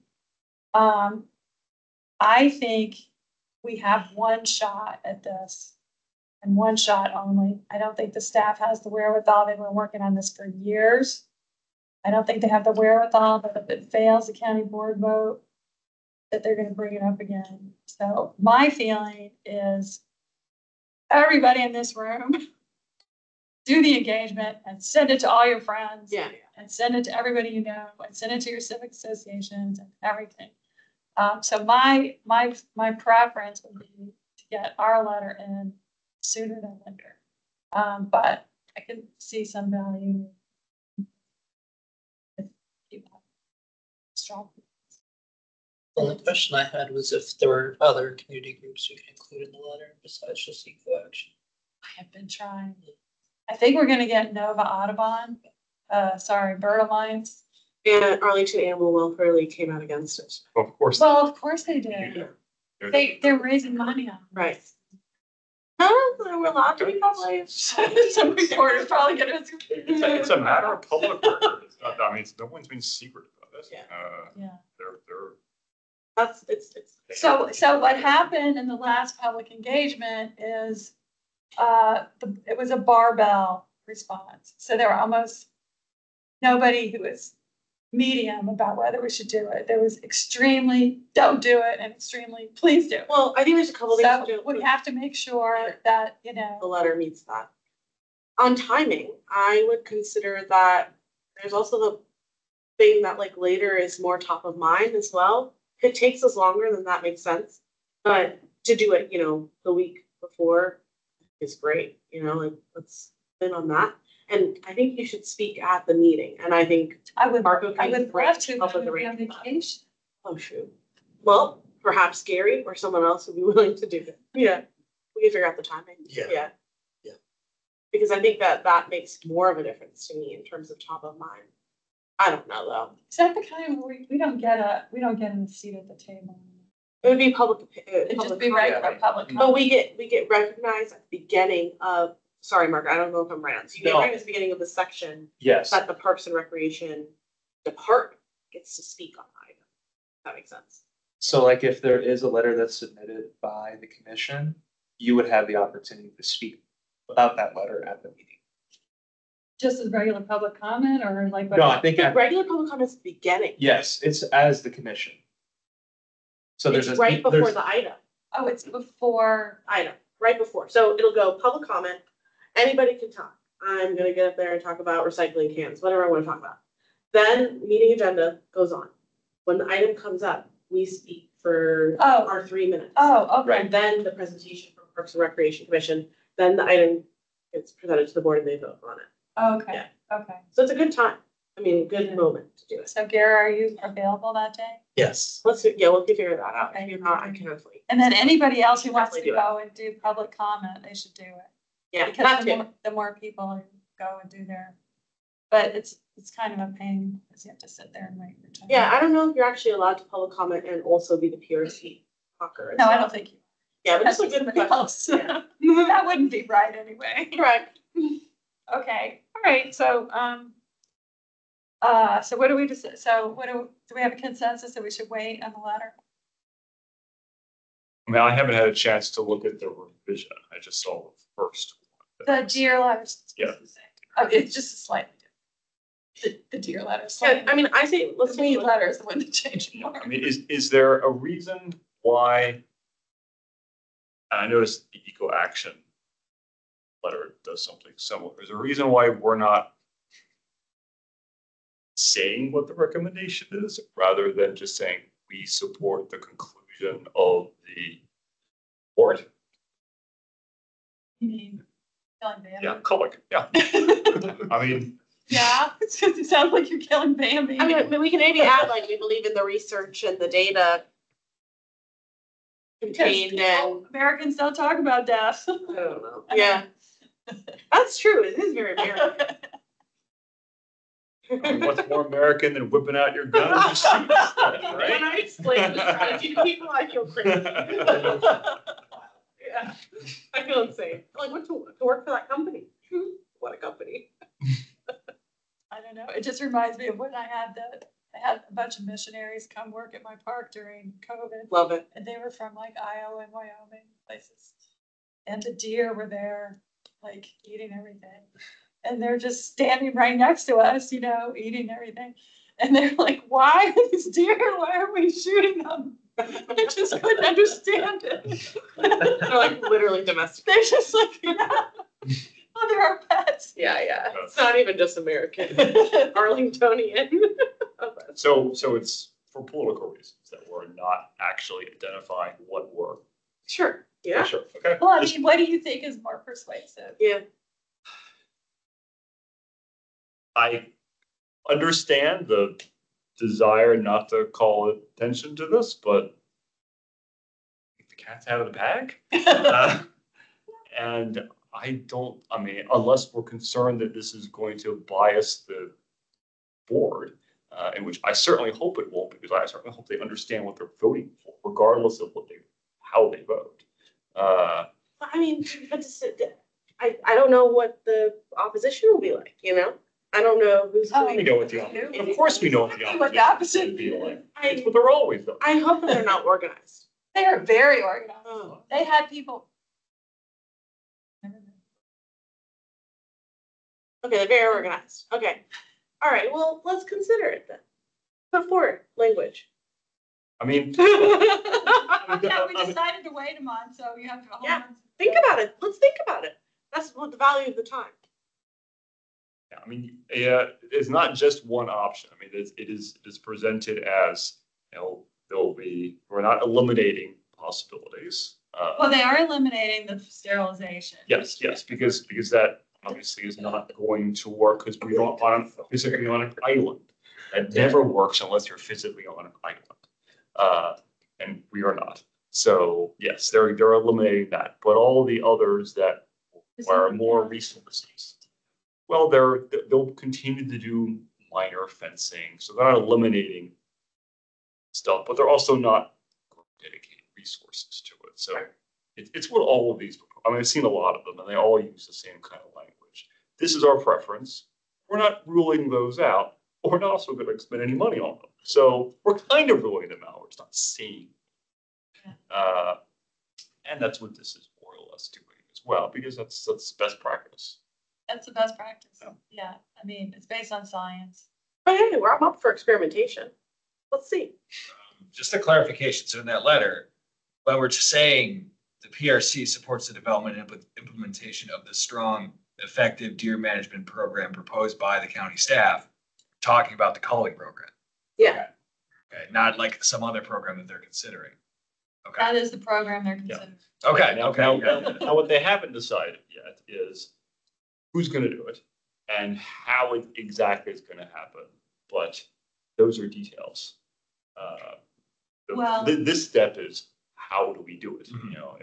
What do we do about the deer? Then we figure out exactly who's pulling the trigger. And if you remember, wait. I mean, what happens is the county board, if they approve this plan, then they have to make some zoning changes to permit the culling. And that is another engagement where, there's going to be another joint. if anyone knows anything about this, speak up. You know how to deal with this. But that's going to take about a year, I'm told, to get the zoning. And I would imagine that I don't know whether money has already been set aside for this, but I would imagine they're going to have to appropriate. They'll probably have to funds, appropriate funds. to carry out They might do a lot of whatever things. method is chosen. So, I mean, we have, this is the first, we're still in the middle of the script. Yes, we're just trying to open the door and keep it open. But if we lose this one, I don't think we're going to get it. Yeah. So I think if you believe in this, which I do very strongly because of my experience at the parks, and seeing the native plants just completely decimated and the invasive plants just taking everything over, and people getting ticks, so many ticks when they come and work there. So anyway, not to be hyperbolic. Okay, so that's enough about that, I guess. So we're gonna wait. You're gonna send us some language. We're gonna think about that. Okay. Then the handbook. Oh, this is the boring part of the meeting. All right, Marco, to you. I apologize for the to catch a play a little bit later tonight. Oh my gosh. Thank Why you. did Lana? Not excited. Thank you. So the county sent me to a meeting where they distributed this document called the Draft Advisory Group's Handbook, which I did not get despite being on the commission for about 3 years. There is a handbook, which I think I sent it to everybody today. And if you're curious. Title page, just in case. Yeah, that's it. So we actually have the opportunity to comment through tonight, but I didn't really have anything. But I wanted to just point out some things because these things have come up. So on page 8, and this is something we need to be aware of in purple, all requests to the staff liaison for information and support should be submitted by the advisory group leadership. So we had a situation where one member was constantly calling Marco and asking for a lot of information and maps of all the parks, and lots of stuff. So obviously Marco has a full-time job. I mean, we're part of it, but you know, a smallish part. So we just don't want to, we want to keep Marco happy because he makes our lives so much better. So just be aware of not overburdening Marco. All right, on page 10, this comes up, this has to do with the subcommittees. And I will, after this discussion, ask for a volunteer to work on the charter. My idea had been to do a subcommittee to work on the charter because that makes sense to me. But then I read this and it says to have a subcommittee, you have to have a charter for the subcommittee. So I'm not making a charter for a subcommittee to revise the charter doesn't make any sense. So I just wanted you to be aware. That's why we're not doing subcommittees. But if we want to do a subcommittee, it makes sense to go through all these steps. That's what we can always do it. Okay, page 11. This I didn't know was here. It says that I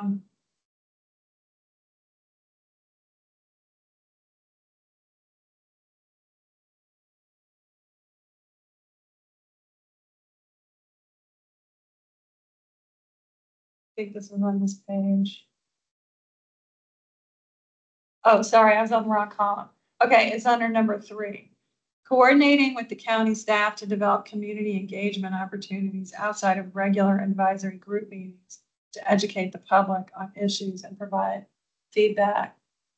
I mean, the staff already does a huge engagement process on everything that's important. So I don't think this has ever been done. Yeah. And I was really surprised to see it here.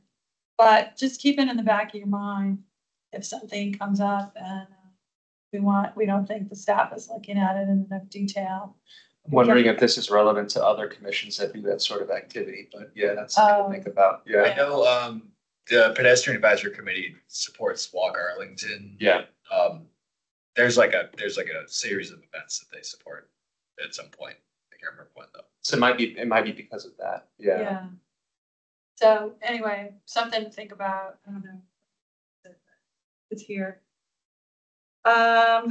Okay, on page 14, this came up when we were when Adriana very interestingly brought forward that Corps of Engineers idea.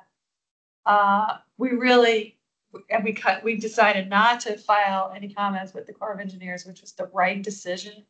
We are not allowed to file comments with other agencies of the federal government or state government. Our job is only to advise the county. We can say to the county board, you should contact the federal agency or whatever. And obviously, as individuals, we can do whatever we want. But as as a commission, we only advise the county. That's only the people that we should talk to. And then on page 16, just in case it ever comes up, the notice of the meetings has to be at least 3 working days. And voting by secret or written ballot in an open meeting is not allowed. And we have a new rule.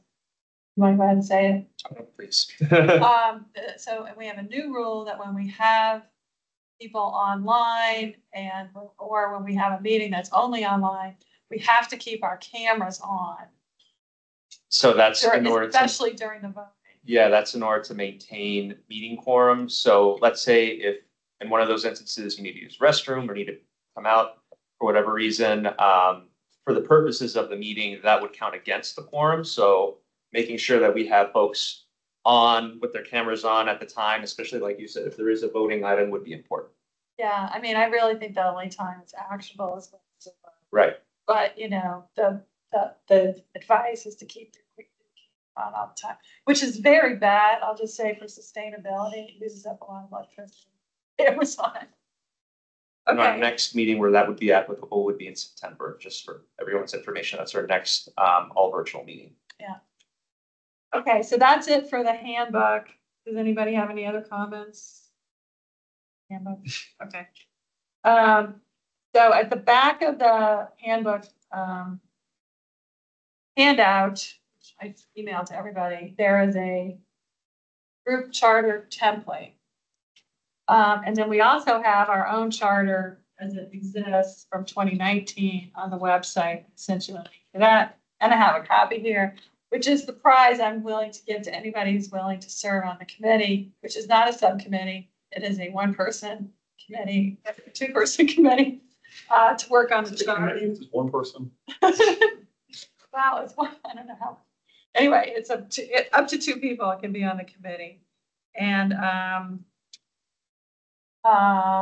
what I would really like is for the people who are working on it to update it and have it ready to vote on at the September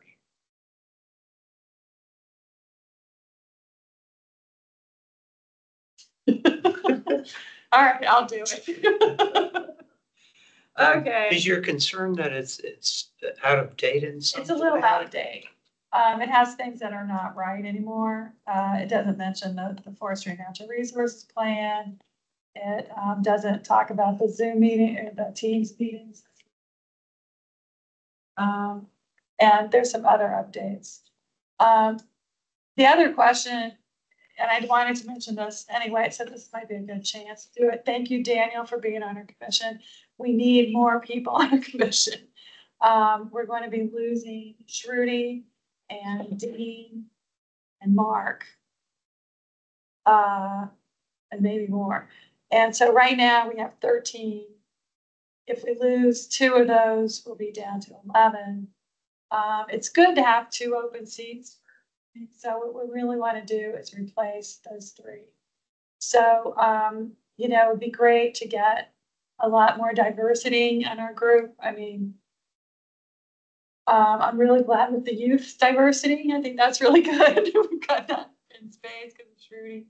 But so I think we need to have soccer representation. I know I've talked to Gary about this because we're going to be losing Mark, who is a soccer coach. And Shruti, of course, does everything about conservation. So anyway, just keep thinking about who we can try to recruit. I'm very happy to have them. Happy to work on that with you. Yay! Well, we want to, yeah, so what we'll do, you and I will work on it, and then we'll send it to the group. And thank you, Claire. All right, we already talked about that.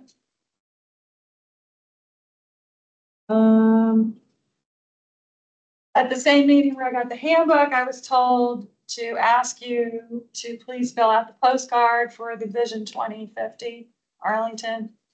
There's also a website about it. They're trying to make a vision for what Arlington is going to be like in 2050. Hotter.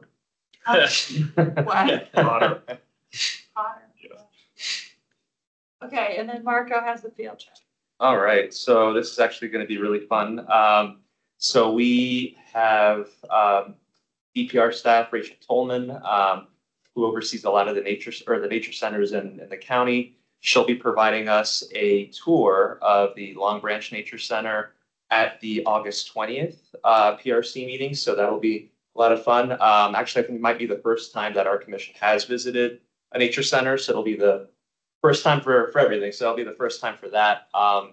We had defaulted on August 20th, but if there's any issues related to that, we do have another date, the 27th. But if we don't hear any issues, we'll go forward with the 20th, which is a Tuesday. So that would be a time when we meet at the nature center. Yes, and then the only difference is we would be meeting an hour earlier. So it would be at 6 p.m. at the nature center, and it wouldn't go for more than an hour. It would just be a 1-hour tour. I just remembered I have a gift certificate for our fireside chat with a park ranger. So I wonder if I could pull in that chit and have s'mores or something. I'll see about that. So the nature centers have been on our capital budget letters for several years now because they are a bit dilapidated. So you will see what kind of shape it's in, and maybe get a little more fired up about trying to get some money. Yeah, it's not just the buildings themselves, though they are also feeling their years. It's also the walking paths around them. There's a lot of just basic maintenance that simply hasn't been done. Yeah, And that one is right next to the proposed Virginia Hospital Wellness thing. So there may be some walking that we can do to see what's being proposed for that. That was also in our calculation. There's quite an extensive path that leads you into the center too, so there's a lot to see even in and around that space. So yeah. Yeah. And but the park itself is wonderful. Yes. Okay, anything else for the good of the cause? All right, I declare the meeting adjourned. Thank you guys so much. Thank you, everyone. Thank you so much. We're only 5 minutes late. Too bad.